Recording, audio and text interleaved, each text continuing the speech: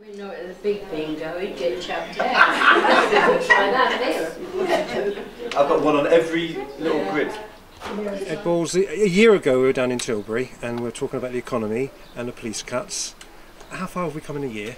Well, now you've got these stories from Yorkshire today about the police there saying that they're going to take all the police officers off the streets and just have the PCSOs only doing the neighbourhood policing. That's one sign in one part of the country of what's happening. I think here in Essex we're losing 500 police officers, and the reality is these cuts in policing are so deep, they're going so fast with them, that it's going to be impossible to maintain frontline policing. And I think, look, people know after the big global financial crisis there had to be some cutbacks, but what's happening on policing, I think it goes too far. I think it's not what people want. And we've been discussing in here today as well with pensioners, taxes for pensioners going up when the government's also cutting taxes but only for the richest people, and I think people think those priorities are not quite right. One of the arguments about the budget was people said it was, some businessmen, some politicians said it was a good budget, it was just disastrous PR. Do you agree with that or disagree with that? I think often with budgets, on the day the Chancellor can explain things, and then a day or two afterwards you know, some of the other things come out. But I've never known a budget in the last 20 years which has been unravelling almost day by day.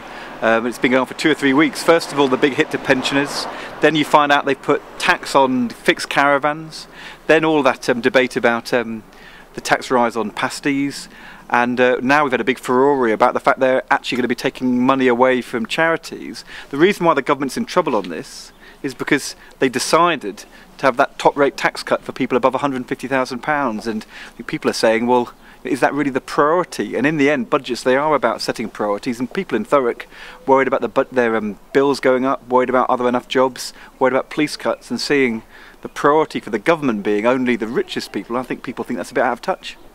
Professor Anthony King, who was at Essex University, talked about David Cameron as being the first dilettante Prime Minister since Asquith. That's quite a damning verdict, isn't it? I think, to be honest, that was quite obvious in the first few months. David Cameron's a Prime Minister who's very good at the public relations, the speaking and the press releases, and that's fine if you are you know, being a PR, if you are simply being a candidate. But if you're the Prime Minister, then it's the decisions you make which matter, and you make a decision one day, people may not see the results of it for 3, 6, 9 months, a year, but in government you judge on results. And I think in the first year you could see he wasn't really focused on the decisions they were taking. And that's started to come home to roost because unemployment's rising, pensioners are worse off, families are seeing the tax credits being taken away. And I think people are saying, well, the government promised to do things differently. It seems a kind of typical Tory out-of-touch government, to be honest. Finally, on Monday, BBC Parliament showed the 1992 election coverage.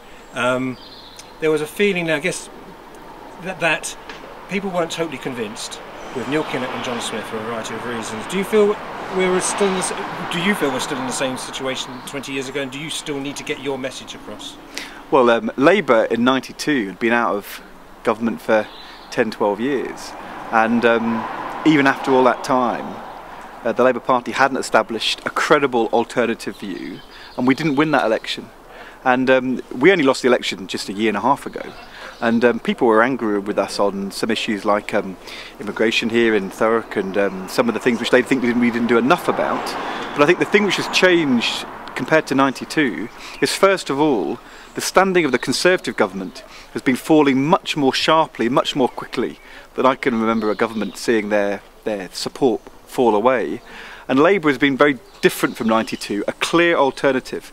We'd repeat the bank bonus tax and have a plan for youth jobs. We wouldn't do the top rate of tax, and therefore we wouldn't be able be having to have the tax rise on pensioners. We wouldn't be doing these massive unfair reforms to the NHS which cost money. They don't save money for the National Health Service. And on police cuts, of course there'd have to be some savings, but not losing these hundreds of officers. And I think the difference is from '92. In '92, too many people said, is Labour different? This time I think people are saying there's a very clear different Labour agenda which is fairer and better for jobs, and what we've got to do, Polly Billington's our candidate here in Thurrock, and I've known her for many years. She'll be a brilliant MP for this constituency. What she's got to do is persuade people here, you can trust Labour, we're on the side of local people, we'll do things differently, we'll do things in a fairer way but better for jobs as well. I think that's an argument we can win over the next couple of years. Mr. Balls, thank you very much. Pleasure.